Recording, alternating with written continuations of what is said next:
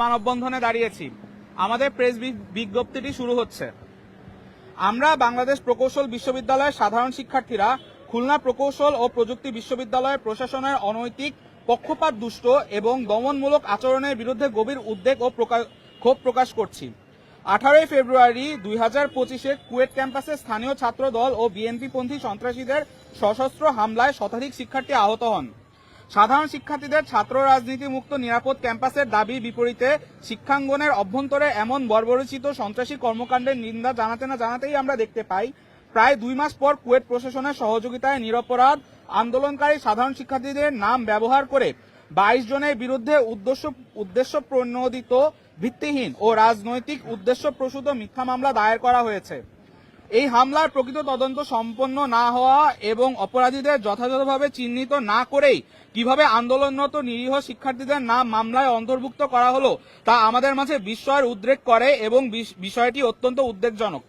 বলাই বাহুল্য, কুয়েট প্রশাসনের ভূমিকা অত্যন্ত প্রশ্নবিদ্ধ। আমরা স্পষ্ট করে বলতে চাই, এই প্রক্রিয়াটি কুয়েট প্রশাসন ও তদন্ত কমিটির নিষ্ক্রিয়তা, ব্যর্থতা ও পক্ষপাতিত্বের প্রতিফলন। আমরা আরও জানতে পেরেছি যে আন্দোলন দমন করার লক্ষ্যে প্রশাসন একের পর এক দমনমূলক পদক্ষেপ গ্রহণ করেছে। যেমন হল বন্ধ করে দেওয়া হয়েছে, শিক্ষার্থীরা হল ত্যাগে অসম্মতি জানালে পানি, বিদ্যুৎ ও ওয়াইফাই লাইন সংযোগ বিচ্ছিন্ন করে দিয়ে স্বৈরাচারী কায়দায় হল ত্যাগে বাধ্য করা হয়। ঈদের সময় শিক্ষার্থীদের ক্যাম্পাসে প্রবেশ করতে দেওয়া হয়নি, অথচ বহিরাগতদের অনায়াসে প্রবেশের সুযোগ করে দেওয়া হয়। চিহ্নিত সন্ত্রাসীদের বিরুদ্ধে কোনো ব্যবস্থা না নিয়ে উল্টো ন্যায়সঙ্গত দাবি নিয়ে আন্দোলনকারী শিক্ষার্থীদের উপর দোষারোপ করে অপপ্রচার চালানো হয়। হলে প্রবেশ করতে না দিয়ে শিক্ষার্থীদের রাতে খোলা আকাশের নিচে রাস্তায় থাকতে বাধ্য করে নিকৃষ্টতম নজির স্থাপন করেছে কুয়েট প্রশাসন। এটি নিঃসন্দেহে একটি নিন্দনীয় আচরণ।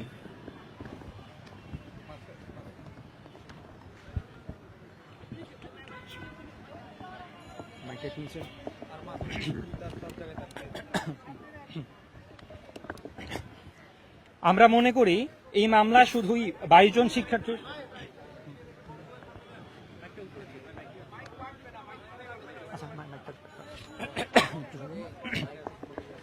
আমরা মনে করি এই মামলা শুধুই 22 জন শিক্ষার্থীর বিরুদ্ধে নয়, বরং এটি দেশের প্রতিটি শিক্ষা প্রতিষ্ঠানের স্বাধীনতা ও শিক্ষার্থীদের যৌক্তিক অধিকার হরণের প্রচেষ্টা।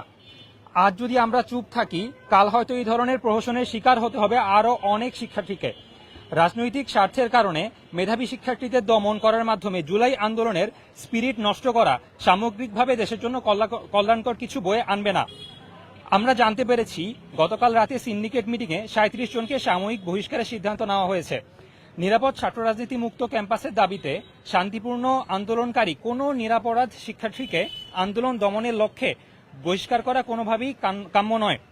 আমরা বুয়েট শিক্ষার্থীরা কুয়েটের সাধারণ শিক্ষার্থীদের ন্যায্য আন্দোলনের পাশে আছি এবং এই মিথ্যা মামলা অবিলম্বে প্রত্যাহার, প্রকৃত দোষীদের বিচার, কুয়েট ভিসি ও কুয়েট প্রশাসনের বিতর্কিত ও নেতিবাচক ভূমিকার কঠোর জবাবদিহিতা নিশ্চিতের জোর দাবি জানাচ্ছি। আমরা স্পষ্ট করে জানাতে চাই, আমরা এই প্রহসনের বিরুদ্ধে, আমরা এই অন্যায়ের বিরুদ্ধে আমরা আমাদের কুয়েটিয়ানের ভাই বোনদের পাশে আছি। অনতিবিলম্বে কুয়েট প্রশাসন কর্তৃক যথোপযুক্ত পদক্ষেপ গ্রহণ করা না হলে এদেশের ছাত্র সমাজ কঠোর আন্দোলনে যেতে বাধ্য হবে। এ ব্যাপারে সরকারের সংশ্লিষ্ট কর্তৃপক্ষের সহযোগিতা কামনা করছি। ধন্যবাদ। প্রেস ব্রিফিংটি শেষ হলো। কোনো কোশ্চেন থাকলে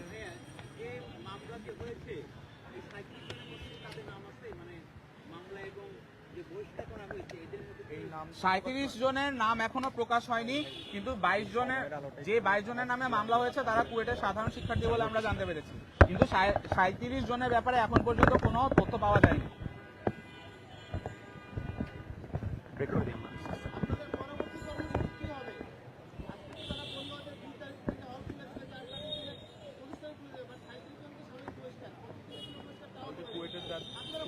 আমরা কুয়েটের আন্দোলনের সাথে একমত। কুয়েট যা দাবি করবে আমরা তার সাথে একমত পোষণ করছি। তাদের সাথে আমাদের যোগাযোগ রয়েছে এবং দরকার হলে আমরা আবার তাদের জন্য দাঁড়াতে এবং প্রেস ব্রিফিং করতে বা দরকার হলে আন্দোলন করতেও রাজি আছি। Thank you.